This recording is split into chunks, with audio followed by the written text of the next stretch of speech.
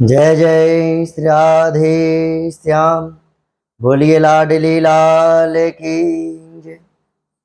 प्रायः सभी लोग कहते हैं कि वैष्णव की पहचान क्या है, पता कैसे चले कि यह व्यक्ति वैष्णव है या अवैष्णव है।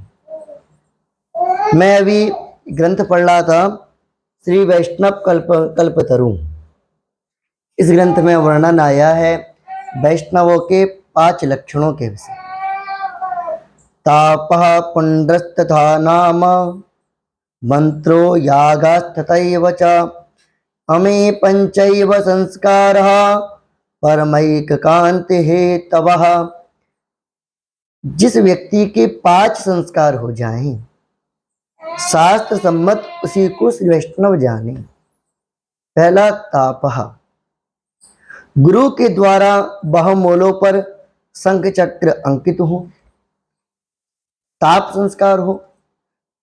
ताप संस्कार के विषय में वर्णन आता है ऋग्वेद की साकल संहिता में। चक्र धारण प्रमाण है, चक्रम विवर्ते प्रशोभितप्तम बरम देवानां तस्य विष्णोः सयाते नाकम धृतान विधो य वसन्ति यद्यत्यो वीतरागाः। संपूर्ण देवता में सदा अजर अमर रूप से रहने वाले भगवान विष्णु के बल को बढ़ाने वाला अग्नि से तप्त हुए सुदर्शन चक्र को जो पुरुष धारण करता है वह समस्त पापों से छूटकर भगवत धाम को गमन कर जाता है। तो इसलिए ताप संस्कार शास्त्रोचित है, प्रमाणिक है। दूसरा पुंड्रः, शतपथ ब्राह्मण में मंत्र आया है ऊर्ध्वपुंड के विषय में। इत्योर्ध्वपुंड्रम आलिखे तस्मात् दुरेकम भवति पुनरागमनम नयति ब्राह्मणः सायुज्यम सालोकताम जयति एवं भेद। ऊर्ध्वपुंड लगावे, ये 2 रेखाओं वाला होता है, इसके मध्य में अंतराल होता है, बीच में छिद्र वाला होता है। जो व्यक्ति ऊर्ध्वपुंड को धारण करता है उसका पुनरागमन नहीं होता है, वह संसार चक्र में दोबारा नहीं आता और ब्रह्मा जी के निकट ब्रह्म की सायुज्य मुक्ति को प्राप्त कर लेता है। तो ब्रह्म यहाँ पे साक्षात भगवान नारायण के लिए बोला गया है। स्कंद पुराण में तो यह भी बोला गया है व्यालम दृष्ट्वा यथा लोके दादुर्राम भयकंपिताः ऊर्ध्वपुंड्रांकितम दृष्ट्वा कंपन्ते यम किंकराः। जिस प्रकार से सर्प को देखकर मेढक भयभीत हो जाता है और भय के कारणवश भागने लगता है, उसी प्रकार से मस्तिष्क पर ऊर्ध्वपुंड को अंकित देखकर यम के जो दूत हैं, यम के जो किंकर हैं, वह भय से कांपने लगते हैं। तापः पुंड्रा, तीसरा संस्कार नाम।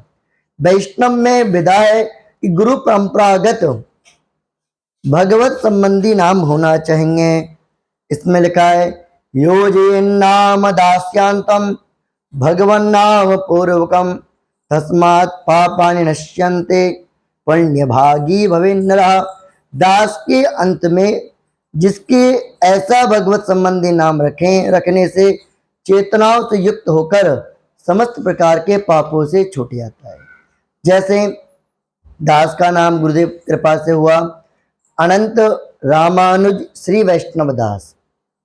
दास यद्यपि हम सब पुनः प्रारंभ से ही भगवान के दास हैं, फिर भी नामकरण संस्कार गुरु माध्यम से होना अत्यधिक आवश्यक है।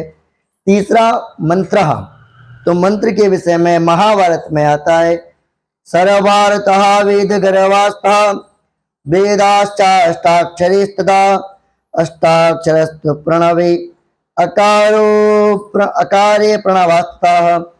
सकल पदार्थ वेद में विराजमान है और वेद अष्टाक्षर में विराजमान है, अष्टाक्षर प्रणव में विराजमान है और वही प्रणव ओमकार में विराजमान है। तदोपरांत याज्ञ, गुरु प्रदत्त मंत्र के बाद में वैष्णव को भगवत यज्ञ और भगवत आराधना अत्यधिक आवश्यक है करना। जिन पुण्यात्माओं के कर्णपटों में विष्णु मंत्र गुरुमुख रूप से प्रदत्त हुआ है, गुरु के द्वारा परंपरागत प्राप्त हुआ है, ऐसा पवित्र वैष्णव जिसको देख ले, जिसका स्पर्श कर ले, शास्त्र में आया है यम यम स्पर्शति पाणभ्याम यम यम पश्यति चक्षुषाः स्थावराण्याम मुच्यन्ते किम पुनर्बांधवा जनाः। पंच संस्कार से सुसज्जित वैष्णव जिस चीज को नेत्रों से देख लेता है, जिस चीज को स्पर्श कर लेता है, वह जड़ पदार्थ भी मुक्ति को प्राप्त हो जाते हैं। सांसारिक जीवों का तो कहना ही क्या, और पद्म पुराण में तो यहां तक लिख दिया है अवैष्णवोपदिष्टम च पूर्व मंत्रम प्रत्यजेत पुनश्च विधिना सम्यक वैष्णवान ग्रहयन् मनुम।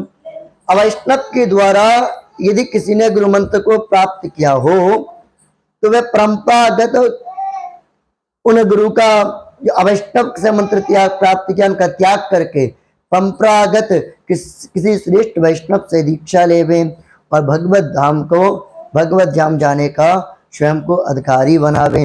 प्रवक्त वत्सल भगवान की जय।